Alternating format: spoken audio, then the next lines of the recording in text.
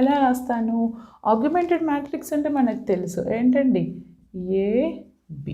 Okay, ఎలా రాయాలి చూడండి, 2 1 2 1, 6 minus 6 is 6, 12, 4 3 3 minus 3, 2 2 minus 1 1. ఇప్పుడు ఈ మ్యాట్రిక్స్ ఏమొస్తుందో చెప్పండి, ఇది 6 36 minus 1 10. ఈ ప్రాబ్లంలో ఒక చిన్న లాజిక్ అండి.